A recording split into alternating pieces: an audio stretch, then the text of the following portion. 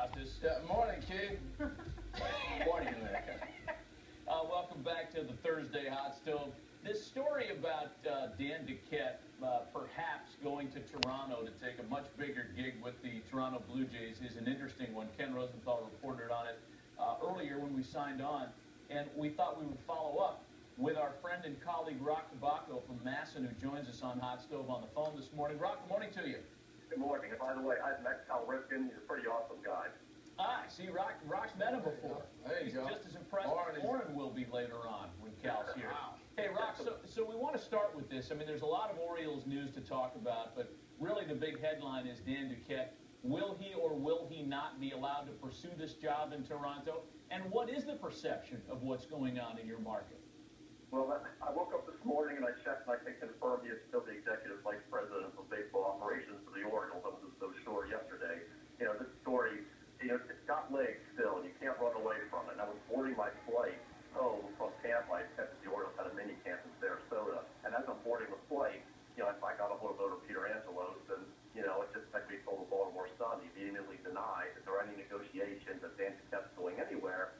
But I can support what others have reported. I've heard there have been talks about compensation. Now, I might be speculating here, so bear with me, but this could also be a case of where it just hasn't gotten to the serious stage where you take it to ownership. Very similar to when they negotiate with free agents, where they talk about trades with another team that just involve players. When you have a proposal you think is solid, you're ready to run with it, then you take it up to ownership, and it hasn't gotten to that point. That could be the case as well, which is why reports that it was close to being done, I think, were inaccurate.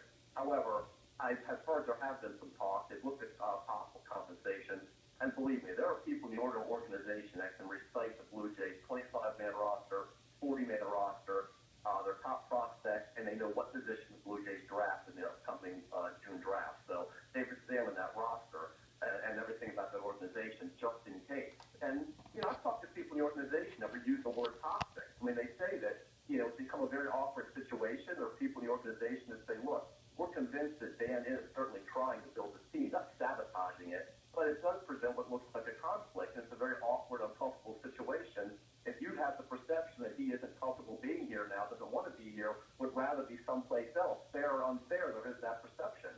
And I talked to, at least one scout who said at the winter meeting, there were some scouts who were confused, because that's when the story broke. Well, who do we deal with now? Is it still Dan or isn't it? So it's a very uncomfortable situation, and if he does stay, he's going to have to fight that perception. Well, here's a guy that had to be here, doesn't really want to, and Dan has never come forward and said, look, I'm happy here, I'm not going anywhere. He's never done anything to put the fire out, so as long as that's the case, this story will continue to simmer. Hey, I think it's pretty cool, Roch, where Dan has come from, because he was out of the game for a long time, and nobody was sitting there calling Dan with all the different GM changes and everything else. And, so I think it's pretty cool where he's gone from that outsider to all of a sudden there's a lot of interest in him. But I do want to ask, how did this come about with Toronto, and why Dan Duquette and Toronto? It's a very interesting thing. Again, it broke while we were on our way down to the winter meetings. He was on my flight a few rows back when the story broke. Of course, I had to wait for him to get off the plane. And it's just, he obviously was with the Expos back in the day. Maybe it's a Canadian thing.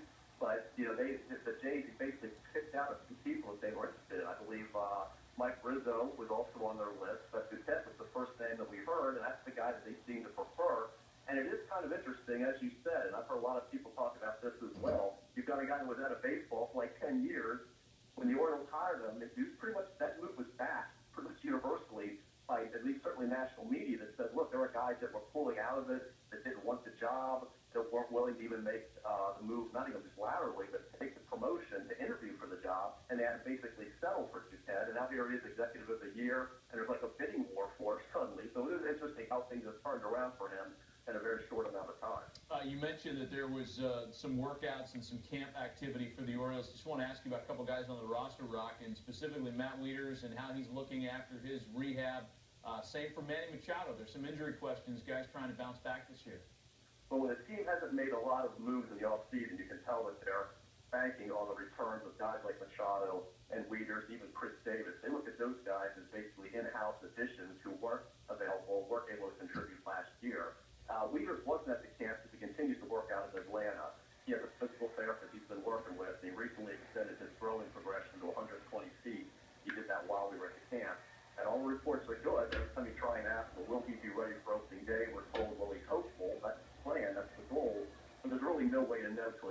down there. But if he isn't, it's going to be very quickly, very shortly after opening day. And Buck Showalter is not going to push him at all.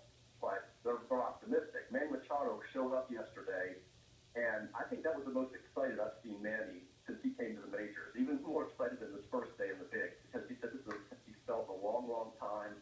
He's doing all baseball activities. The only thing he hasn't tried yet is fielding ground balls laterally.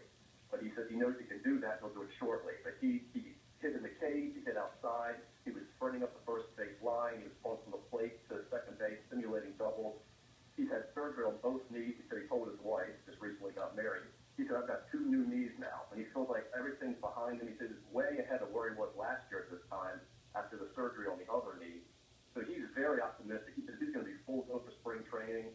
He said he certainly thinks he can be ready opening day then, and he's ready to roll right now. Wow, that's a great report, Roch. And I know you know a lot about guys getting in shape and physical, because, we recently saw that you're on the cover of Men's Health. And, I don't know if you saw this edition. Man, you're yoked. I know there's a website that talks about Roch's arms, but we got your workout video, because I was curious, how does this guy get in this kind of shape? And, we got a chance to see. I mean, everywhere you go, you're like working out, man, getting it done.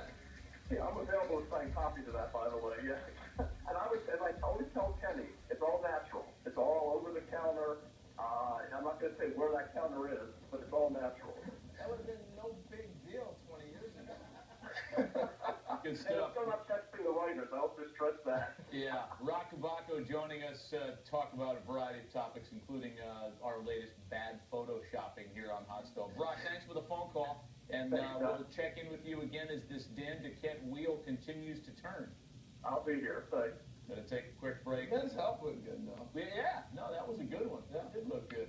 When we come back, a guy who is in just as good a shape and has been very busy this offseason, one of our favorites, Grant Balfour, joins us on Hot Stove next. Well, yeah, tough time in the newsroom in Ken's old place, huh? There's a lot of good-looking